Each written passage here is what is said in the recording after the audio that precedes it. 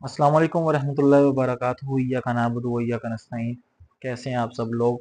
उम्मीद करता हूँ आप सब लोग खैरियत से होंगे। अल्लाह पाक आपको खैर खैरियत से ही रखे। जी तो हमने पढ़ना है। एक्सरसाइज है हमारे पास 3.1, क्लास है हमारे पास 9th और नेशनल बुक फाउंडेशन है, फेडरल बोर्ड हमारे पास।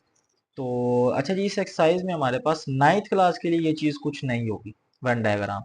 क्योंकि इससे पहले जो हमारे पास बुक्स थी उसमें मैट्रिक यानी कि 10th क्लास जो मैट्रिक पार्ट 2 है उसमें ये था हमारे पास वेन डायग्राम, लेकिन 9th वालों के लिए पहले होगी।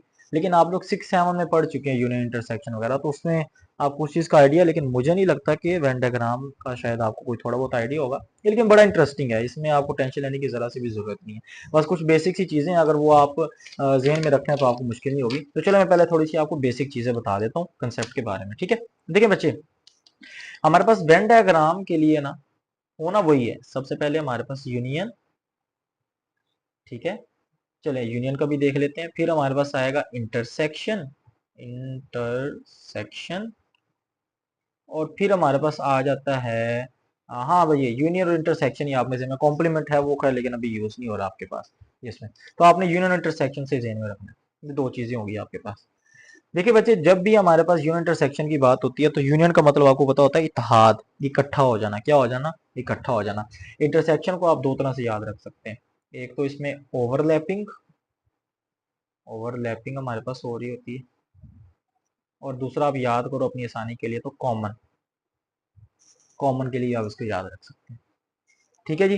अच्छा देखिए, अब सपोज करें मैं कहता हूँ आपके पास दो सेट हैं, एक मैं कह देता हूँ ए है और एक कह देता हूँ बी है। अब सबसे पहले आपने जब भी वेन डायग्राम का जिक्र होना है ना तो बच्चे आपने सबसे पहले उसमें ओवरलैपिंग देखनी है सेट्स की। उसमें देखने का कुछ कॉमन आ रहा है या नहीं आ रहा, ये चीज आपने जेहन में रखनी ही रखनी है। हमेशा की बात है, ये आपने जेहन में रखना है। ठीक होगी ये बात। अब फॉर एग्जांपल मैं कहता हूँ ए का जो सेट है उसमें है 1 2 3 4 5 और 6 क्या है, like A equal to this आ गया। सेट जो है हमेशा कैपिटल जो है ना लेटर उससे रिप्रेजेंट किया जाता है और उसके लिए ब्रैकेट जरूरी होती है। अगर ये नहीं लगाएंगे तो आपके पास सेट रिप्रेजेंट नहीं हो सकता। बाकी जो इसमें ये नंबर्स लिखे होते हैं इसको हम एलिमेंट्स बोलते हैं। क्या बोलते हैं? एलिमेंट्स बोलते हैं। वहीं पे अगर मैं बात करता हूँ बी की, तो बी में मैं कह देता हूँ सपोज 1 2, अच्छा और 7 8 9, इस तरह से कुछ कह देता हूँ। अब अगर आप गौर से देखें तो ये जो सेट है ना ये आपस में ओवरलैप कर रहे हैं। ओवरलैप मैंने क्या बताया था आपको? कॉमन कह लो या इंटरसेक्शन कह लो। क्यों? क्योंकि इसमें भी 1 2 आ रहा है, इसमें भी क्या आ रहा है? 1 और 2 आ रहा है, तो ये ओवरलैपिंग सेट है। तो जब भी आपने वेन डायग्राम शेड करनी है तो उसके लिए ओवरलैपिंग सेट्स को आपने पहले देखना है। सबसे पहले आप ओवरलैपिंग को देखेंगे। यहाँ तक क्लियर हो रही है बात? ये चीज क्लियर होगी। उसके बाद जब भी यूनियन होगा ना तो यूनियन में तो आपने आंखें बंद करके अगर बात करता है ए यूनियन बी, तो ए को भी शेड कर देना, बी को भी शेड कर देना। तो यूनियन में तो कोई टेंशन वाली बात है ही नहीं। ठीक होगी बात। एक और बात है, उसमें हम बात कर लेते हैं सबसेट की। किसकी बात कर लेते हैं? सबसेट की। अब सबसेट क्या होता है? सब देखें जी। फॉर एग्जाम्पल हम कहते हैं सबऑर्डिनेट।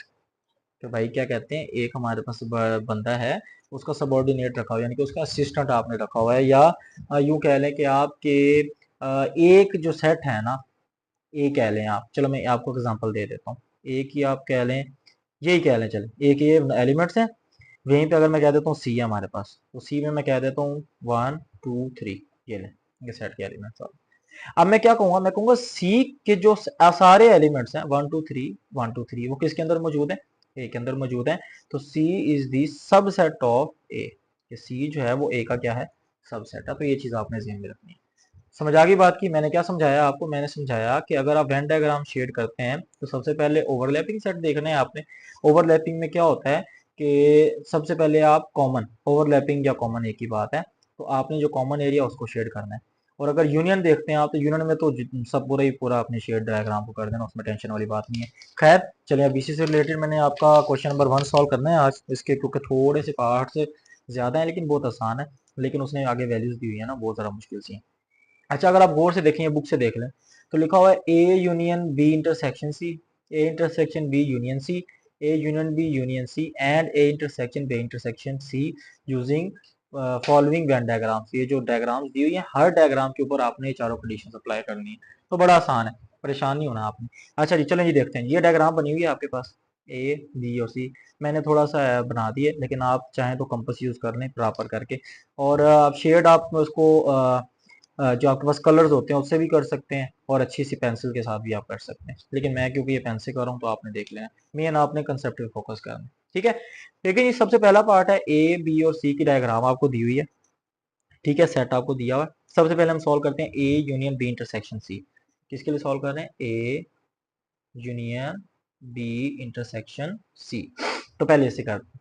अब ये तो छोटे बच्चों को भी पता है कि भी सबसे पहले किसको सॉल्व किया जाता है? ब्रैकेट को सॉल्व किया जाता है। तो आप देखें बी इंटरसेक्शन सी, कि भाई बी और सी में क्या चीज कॉमन आ रही है, तो मैंने क्या बताया? Overlapping set. तो देखें बी और ये सी है, इनके आपस में ओवरलैप हो रहा है, मतलब सी वाला सेट जो है वो बी के ऊपर से गुजर रहा है, ठीक है। तो इसमें जो कॉमन एरिया है वो कौन सा आ गया? ये वाला। तो इसको मैं शेड कर दूंगा ऐसे, लाइक दिस। ये मैंने इसको क्या कर दिया? शेड कर दिया। यहाँ तक क्लियर होगी बात? यहाँ पे आप चाहें तो साथ साथ लिख लें कि भाई जब मैंने बी इंटरसेक्शन किया था ना, तो मैंने इसमें कौन सी लाइंस यूज की हैं? ये टेढ़े वाली लाइंस, ये जो डिजाइनिंग मैंने की है थोड़ी सी, ये वाली। तो ये आप ऐसे लिख सकते हैं, ठीक है जी। उसके बाद next, A union B intersection C. तो भाई अब आपने क्या करना है? ए वाला जो सेट है उसका यूनियन लेना है किसके साथ? बी इंटरसेक्शन सी के साथ। तो मैंने यूनियन का क्या बताया था आपको? यूनियन में तो पूरा पूरा जो है ना शेड कर देते, तो ए वाला पूरा सेट आप शेड कर देंगे। ये भी ए में आ रहा था, तो ये पूरा क्या हो जाएगा? शेड कर देंगे आप। ये क्या कर दिया? शेड। अच्छा, बल्कि इसकी लाइन अगर आप चाहें तो चेंज करें, तो उसको आपने ऐसे ये सीधी लाइन लगा लेनी है। हाँ, डिफरेंट हो जाए तो ज़्यादा बेहतर है, ठीक है। बच्चे इसका आपने हाँ ऐसे कर लेना, बल्कि मैंने तो बॉक्स सा बना दिया, तो आप चाहें तो ऐसे कर सकते हैं, ठीक है। तो यहाँ पर क्या किया मैंने? अब मैं इसका आंसर, ये आंसर लाजमी लिखना है। अब मैं लिख रहा हूँ A union B intersection C. तो एक मैंने इस तरह सा डब्बा सा बनाया। अब पहले क्या रहा? A union. तो ए यूनियन में मैंने कौन सी यूज की? ये आपने दो बॉक्स बनाने, तो मैंने इसको डबल लाइन यूज की, कुछ इस तरह से पहले किया है मैंने। फिर इसके ऊपर मैंने ऐसे बॉक्स बना दिए, ये मैंने ए यूनियन के लिए यूज किया, ठीक है। सीढ़ियां बना दी हैं मैंने। और डी इंटरसेक्शन सी जो कि बाद में आ रहा है, उसके लिए मैंने क्या यूज किया? मैंने सिर्फ टेढ़ी लाइन यूज की। तो ये आपके पास क्या आ जाएगा? आंसर आ जाएगा। समझ में आ गई बात? तो ये आसान मेथड, कोई इसमें टेंशन लेने वाली बात नहीं। अच्छा जी, अब हमने इसी जो डायग्राम है इसी के लिए हमने सॉल्व करना है किसको? A intersection B union C. अब हमने सॉल्व करना है किसको? A intersection B union C. तो यहाँ पे कर लेते हैं। पार्ट नंबर इसका जो है वो 1 ही है। मैं यूं करूँ इसको, चलो बी कह देता हूँ। कि अब हमने क्या सॉल्व करना है? A intersection B union C, इसको हमने सॉल्व करना है, ठीक है। तो डायग्राम जल्दी से मैं ड्रा कर लेता हूँ यहाँ पे। अच्छा, ये जो ये मैं रेक्टेंगल बना रहा हूँ ना, ये कॉम्प्लीमेंट्री यूनिवर्सल सेट होता है। क्या होता है ये? यूनिवर्सल सेट होता है। अगर इसकी वैल्यू आप, अच्छा चलो वो बात की बात है, लेकिन चलो बता देता हूँ फिर भी। यूनिवर्सल सेट की अगर वैल्यू दी हो तो ठीक है, वरना 1 से 9 तक ले सकते हैं, ठीक है। ये यू है ये। अच्छा, तो यहाँ पे ए का सेट था, ये पहली डायग्राम, ये मैं इसके ऊपर ए लिख रहा हूँ, ठीक है। फिर आपके पास क्या आ गया? ये बी आ गया, और ये इसके ऊपर ओवरलैपिंग क्या कर रहा है? सी कर रहा है, ठीक है जी। चलो अब देख लेते हैं, हम इसको सॉल्व करते हैं। अच्छा जी, तो सबसे पहला काम मैंने क्या बताया था? सबसे पहले आप ब्रैकेट को सॉल्व करते हैं, तो बी यूनियन सी आ गया। तो देखें जी, बी यूनियन सी, यूनियन का मैंने कहा था दोनों को शेड कर देना है, तो आप शेड कर देंगे ऐसे, ये पूरा पूरा शेड कर देंगे कुछ इस तरह से। अब ये वाला फैक्टर भी सी इसमें आ रहा, तो ये अभी शेड कर देंगे। ये क्या कर दिया? तो आप साथ साथ लिख लें बेशक।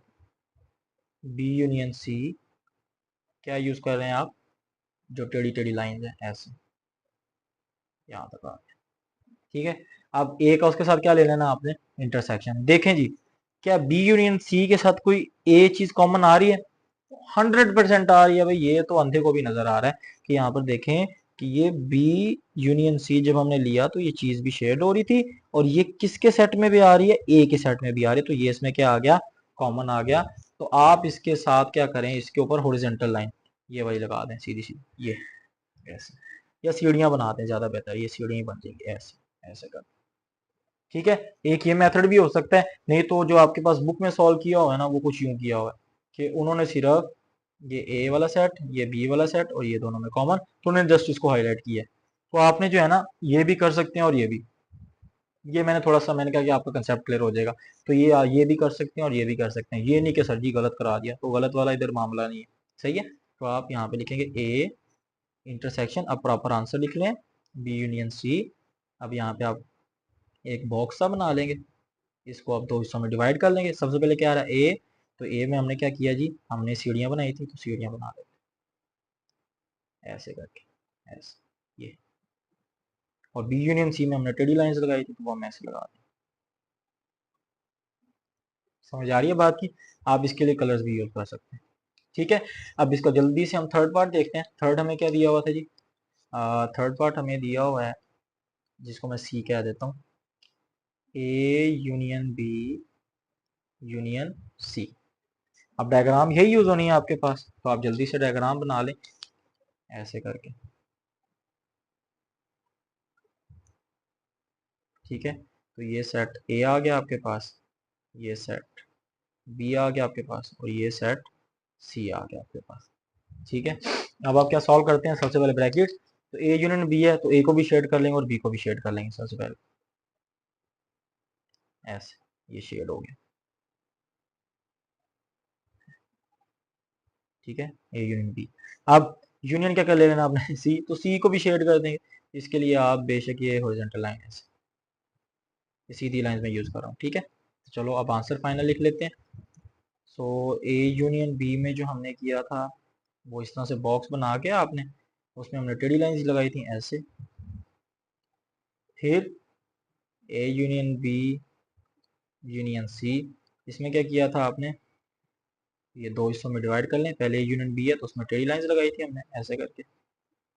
ठीक है, यूनियन सी, सी में हमने क्या लगाई थी? हॉरिजॉन्टल लाइंस ऐसे करके। तो ये हमारे पास इसका आंसर आ गया। ठीक है जी, अब जल्दी से इसका जो है ना फोर्थ वाला हम पोर्शन कर लेते हैं, फोर्थ पार्ट वो कर लेते हैं जी। तो इसका जो है ना डी वाला हम देख लेते हैं क्या लिखा हुआ है। डायग्राम वही यूज हो रही है, तो A intersection B intersection C. Intersection मैंने आपको बताया था जो भी कॉमन है। तो सबसे पहले देखिए बी इंटरसेक्शन सी में क्या आ रहा है जी हमारे पास, तो बी ये है और सी ये है, बी ये है और सी ये है, तो इन दोनों में ये चीज कॉमन है, तो ये आपने ऐसे शेड कर दिया। ठीक है जी, अब हमने देखना है कि A intersection B intersection C, के भाई ये जो बी इंटरसेक्शन सी में जो आ रहा था ना पोर्शन, यानी बी और सी में जो चीज कॉमन आ रही थी वो ये वाला पोर्शन, क्या इसका ये वाला हिस्सा ए वाले के साथ कुछ कॉमन आ रहा है? तो नहीं आ रहा। ए तो इससे इतना ज्यादा दूर है, सात समंदर पार है, तो ए इसके साथ कोई अटैच ही नहीं हो रहा, तो मतलब कुछ भी कॉमन नहीं आ रहा। तो आप लिखेंगे यहाँ पर कि भाई जब हमने बी इंटरसेक्शन सी किया था तो उसको हमने शेड किया था किसके साथ? ये ऐसी टेढ़ी लाइंस के साथ। लेकिन जो हमारा फाइनल आंसर है ना, वो हमें कुछ कह ही नहीं रहा। क्यों नहीं कह रहा? क्योंकि इसमें कुछ भी कॉमन नहीं आ रहा। तो आप लिखेंगे नो शेडिंग, कि भाई हम इसमें कुछ भी शेड नहीं कर। समझ आ गई बात की? क्योंकि इन दोनों में कुछ कॉमन ही नहीं आ रहा, तो ये हमारे पास पहली डायग्राम क्या होगी? कंप्लीट होगी। अब हम जल्दी से कर लेते हैं दूसरी वाली डायग्राम जी। तो इसका सेकंड पार्ट जो है हमारे पास एक्सरसाइज 3.1 क्लास 9 वेन डायग्राम वाला जो हमारे पास सेकंड पार्ट है। अच्छा जी, वो करने लगे। अब हमने इसके लिए सबसे पहले सॉल्व करना है सेकंड डायग्राम को। इसकी डायग्राम सेकंड है और इसमें बारी बारी हमने सारी जो स्टेटमेंट्स है ना वो प्रूव करनी है। ठीक है, तो पहली जो स्टेटमेंट है इसकी वो है A union B intersection C, ये वाली। अच्छा, अगर आप गौर से देखें तो ये ए वाला जो सेट है ना वो सी के अंदर बना हुआ है, तो इसका मतलब क्या हुआ कि ए के सारे एलिमेंट सी के अंदर मौजूद हैं। इट मीन्स हम इसको प्रोनाउंस करेंगे ए सबसेट ऑफ सी। ठीक है, ए सबसेट सी ऐसे भी बोल सकते हैं, मसला नहीं। चलें अब देखते हैं जी। सबसे पहले आप ब्रैकेट सॉल्व करेंगे तो बी इंटरसेक्शन सी, तो देखें क्या बी और सी के दरमियान में कोई चीज कॉमन है? तो ये जो आ रहा है ना नजर, ये आ रहा है, तो ये आप ऐसे शेड कर दें। आपने कलर्स अगर करना है तो डिफरेंट कलर्स यूज कर लेंगे। ठीक है, अब next A union B intersection C, कि अब जो ए है इसका यूनियन लेना आपने बी इंटरसेक्शन सी के साथ, तो ए तो ये आ रहा है, तो ये ऐसे ऐसे शेड करें, और ये मैंने इसके साथ सीढ़ियां भी बना दी कुछ इस तरह से करके, तो आप ऐसे भी कर सकते। ठीक है जी, तो ये हमारे पास इसका क्या आ जाएगा? फाइनल आंसर आ जाएगा। तो आप लिखेंगे B intersection C equals to क्या आया? ये टेढ़ी lines A union B intersection C, ये कुछ इस तरह से आ जाएगा। सबसे पहले ए है तो आप ए वाली लिख लें, क्या हमारे पास वो मैंने इस तरह से सीढ़ियाँ सी बनाई थी ऐसे करके। ठीक है, और बी इंटरसेक्शन सी क्या आता है? ये लाइन्स आ, तो ये आपके पास इसका क्या आ गया? फाइनल आंसर आ गया। ठीक है, अब इसका सेकंड जो है वो हमें बताते हैं कंडीशन क्या दी हुई है उसने, जिसको हम बी पार्ट कह लेते हैं। क्या दिया हुआ है जी? A union B union C. ये दिया हुआ है, डायग्राम आपके पास ये यूज हो रही है, तो ये डायग्राम आप दोबारा से बना लें कुछ इस तरह से। तो ये आपने एक बड़ा सा सेट सी बनाया, इसके अंदर ही एक सेट क्या बन रहा है, ये बन रहा है, और इसी के साथ ओवरलैपिंग हो रही है किसकी, बी की हो रही है। ये थोड़ा सा देख लीजिएगा, थोड़ा सा ख़राब सा बन गया, लेकिन आपने ठीक कर लेना, मेन आपने कंसेप्ट पे फोकस करना। आप कंपास से बना ले तो ज़्यादा बेहतर है। ठीक है जी। अब चले जी, फिर सॉल्व करते हैं। सबसे पहले ब्रैकेट ए यूनियन क्या आ रहा है जी, बी। तो मतलब आपने ए को भी शेड कर देना है ऐसे करके, और बी को भी शेड कर देना है ऐसे करके, ये सारा आपने शेड कर दिया। ठीक है, तो आप यहाँ पे लिख सकते हैं ए यूनियन बी, ऐसे लाइंस लगा दें टेढ़ी से। ठीक है, यूनियन क्या आ गया, सी, तो सी भी आप ये शेड कर दें वो, लेकिन वैसे हॉरिजॉन्टल लाइन लगा दें, ये पूरा इसी में आ रहा है। तो आप लिख देंगे A union B union C. तो ये किस तरह से बॉक्स बनाएंगे फाइनल आंसर के लिए, दो हिस्सों में डिवाइड कर देंगे। ए यूनियन बी जो हमारे पास था वो क्या था, टेढ़ी लाइन सी, तो ऐसे लगा देंगे। ठीक है, यूनियन सी जो है वो सीधी लाइन सी, तो ऐसे लगा देंगे।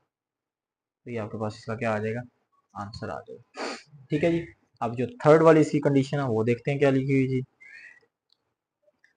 सी वाली कह देता हूँ मैं, कि हमारे पास क्या था जी, A union B union C, A union B union C. तो आप क्या करेंगे जी, डायग्राम वही यूज होनी है आपके पास, तो आप डायग्राम बना ले जल्दी से कुछ ऐसे करके। ठीक है, ये बड़ा सा सेट आपके पास सी आ जाएगा, ये बड़ा सा सेट आपके पास ए आ जाएगा, और ये इसके साथ ओवरलैपिंग हो रही है किसकी, बी की। ठीक है जी। अब इसको आप सॉल्व करेंगे, थोड़ा सा मैंने देखा कॉमन के लिए, आप देख लीजिए। अब क्या हो रहा है जी, ए यूनियन बी हो रहा है आपके पास, तो आप ए यूनियन बी करेंगे सॉल्व जी। तो A union B union C है हमारे पास। ठीक है, तो मैंने आपको बताया हुआ था कि जी जब भी यूनियन लेते हैं तो सबको शेड ही कर देते हैं, तो बस आप सबको शेड कर देंगे। ठीक है, ए यूनियन बी, सबसे पहले ये ए का सेट और ये बी का सेट, इसको शेड कर दिया। ठीक है, तो आप यहाँ पे लिख सकते हैं कि ए यूनियन बी के लिए हमने कौन सी लाइन यूज की, ये जो टेढ़ी लाइन एस। ठीक है, फिर क्या आ गया हमारे पास, ए यूनियन बी का जो है ना वो आपने अब यूनियन लेना किसके साथ, सी के साथ, तो सी को भी शेड कर दें कुछ इस तरह से, ये ऐसे कर, ये क्या हो जाएगा, शेड हो जाएगा। अब आप प्रॉपर आंसर लिखें, A union B union C, इस तरह से डायग्राम बनाएंगे, इसको दो हिस्सों में डिवाइड करेंगे। ए यूनियन बी के लिए आपने क्या यूज किया है, ये वाला, हाँ नहीं नहीं दूसरी, सॉरी सॉरी, ये टेढ़ी लाइंस आपने यूज की थी। ठीक है, ये आप इसके लिए ठीक कर लें। और यूनियन सी के लिए आपने क्या यूज किए हैं, ये सीधी लाइन, तो ये। ठीक है जी, तो ये आपके पास क्या आ जाएगा, इसका आंसर आ जाएगा। अब जल्दी से इसकी फोर्थ वाली जो कंडीशन है वो देख लेते हैं। डी पार्ट क्या लिखा हुआ है जी, डी पार्ट में, डी पार्ट है आपके पास ए इंटरसेक्शन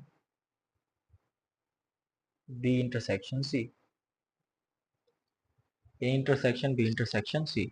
तो अब जल्दी से डायग्राम ड्रा कर लें इसकी, ऐसे करके। है तो बहुत आसान है, बस थोड़े से हैं लेंथी कह लें आप। तो ये ए आ गया हमारे पास, बल्कि सॉरी ये सी है, इसी के अंदर हमने ए बनाया हुआ है ऐसे करके, और साथ में ओवरलैपिंग किसकी हो रही है, बी की हो रही है। ठीक है जी, तो ऐसी बात है। अब क्या करेंगे जी, ए इंटरसेक्शन, पहले ब्रैकेट सॉल्व करें, बी इंटरसेक्शन सी, तो बी और सी के तरफ हमने ये आ रहा है, ये चीज आ रही है। अब उसका इंटरसेक्शन किसके साथ लेना है, ए के साथ, तो ये तो कोसों दूर है उससे, तो उसके साथ कोई भी मैचिंग नहीं हो रही। तो आप लिखेंगे बी इंटरसेक्शन सी, जो हमने किया था वो छोटी सी लाइनें ऐसी आई थी। आप डायग्राम में थोड़ा बड़ा हिस्सा रख लीजिएगा, ठीक है, मैं हाथ से बना रहा हूँ ना थोड़ा जल्दी जल्दी में, तो फिर वो ऐसे ही बन रही है, क्योंकि मेरे ख्याल में तो सारे आसान ही।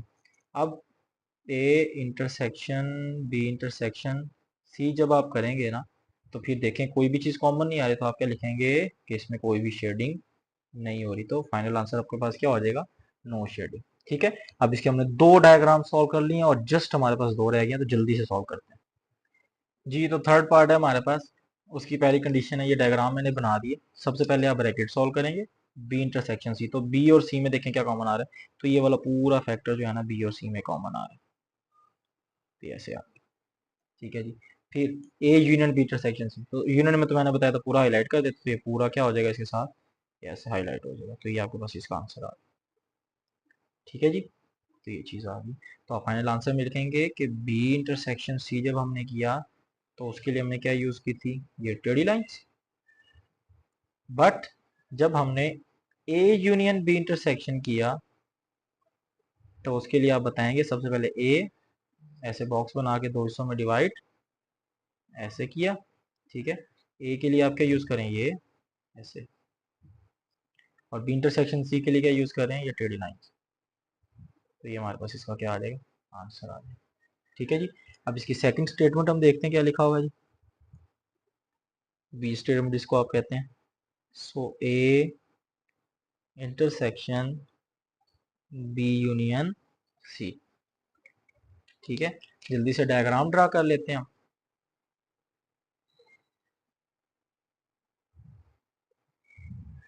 ठीक है, तो यहाँ पे एक सेट आ गया ए, और यहीं पे दूसरा सेट आ गया बी, और यहीं पे तीसरा सेट आ गया सी, ऐसे कह रहे हैं। ठीक है, अब हमने क्या करना है, सबसे पहले बी यूनियन सी, तो बी को भी ऐसे हाईलाइट कर देंगे, पूरा बी का जो सेट है वो कर देंगे, और सी को भी ऐसे हाईलाइट कर देंगे। ठीक है, अब उसमें देखेंगे ए का बी यूनियन सी के साथ क्या चीज़ कॉमन आ रही है, तो ये पूरा हिस्सा जो आ रहा है ना, ये वाला, ये देखें, ये पूरा हिस्सा, ये वाला, ये सारा इसके दरम्यान क्या आ रहा है, हाईलाइट आ रहा है। तो इसके साथ आप क्या करेंगे, ऐसे, इसको मैं ऐसे डार्क कर रहा हूँ, चलिए ऐसे करते हैं। ठीक है जी, तो आप लिखेंगे फिर बी यूनियन सी ऐसे करके, इसमें टेढ़ी लाइंस, और A intersection B union C आप लिखेंगे जी ऐसे दो बॉक्स के दरमियान में, ऐसे कि इंटरसेक्शन जो था वो मैं पूरा डार्क किया था, ऐसे करके पूरा डार्क कर दिया था, और बी यूनियन सी के लिए मैंने क्या किया था, ये टेढ़ी लाइंस यूज़ कर ली। ठीक है जी, इसका थर्ड वाला अब देखते हैं हमारे पास क्या दिया हुआ है। अच्छा, मैं जो है ना वो आपको लास्ट पार्ट फिर जो है ना होमवर्क ही दे दूंगा, क्योंकि सारे आसान आसान तो हैं, वो आप फिर आपने खुद कर लेना। थर्ड वाला देखते हैं क्या लिखा हुआ है, A union B union C. जल्दी से डायग्राम ड्रा करते हैं ऐसे।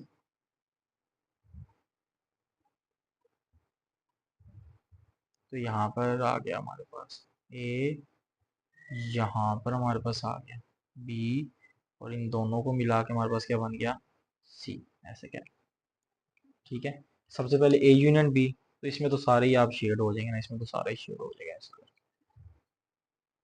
ऐसे कर लो, सारा ही शेड हो गया। ठीक है, हाँ अलबत्ता ये जो यूनियन सी है ना, इसको डिफरेंट करना है, तो आप इसको फिर यूँ कर ऐसे, ये सीढ़ियाँ बना दें।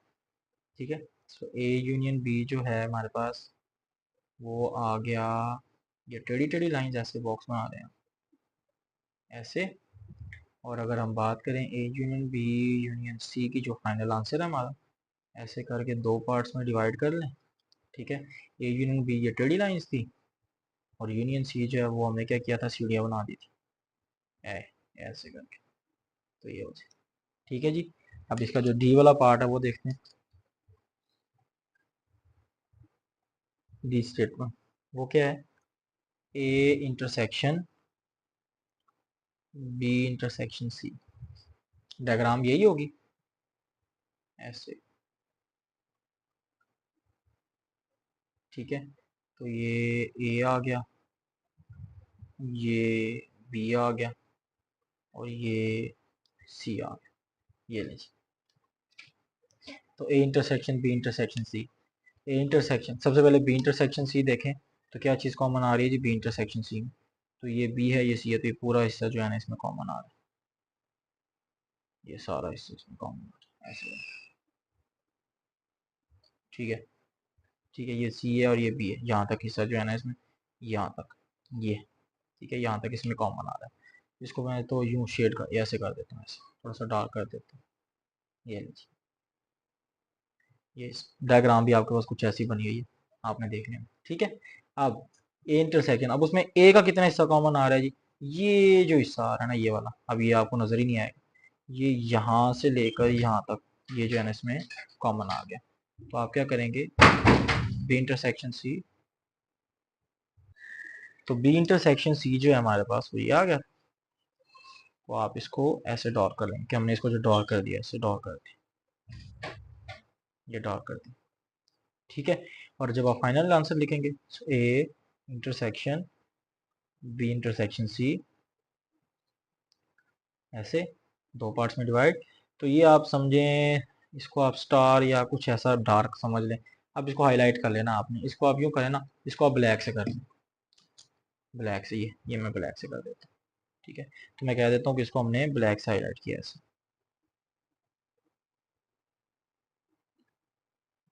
ठीक है।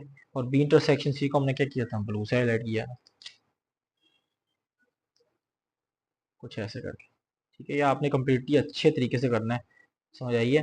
मैं तो नहीं कर रहा क्योंकि मैंने तो जो पास करना था कर लिया, अब आपकी बारी है, सही है ना। समटाइम कहते हैं ना सर जी आपने नहीं किया तो हम क्यों करें, भाई मैंने ले ली अपनी जो पास होना था ना, मैं हो गया हूँ, आपने होना है, ठीक है जी। तो मेरे ख्याल में इतना काफ़ी हो गया, इसका एक पार्ट रह गया, वो फोर्थ वाला, वो आपने खुद करना है। तो वो आपको समझे होमवर्क है, फिर भी अगर आप लोगों से ना हुआ तो मुझे कमेंट सेक्शन में बता दीजिएगा, मैं वो करवा दूंगा, ठीक है जी। तो मिलते हैं इंशाल्लाह नेक्स्ट लेक्चर में, तब तक के लिए अल्लाह हामियो नासिर हो।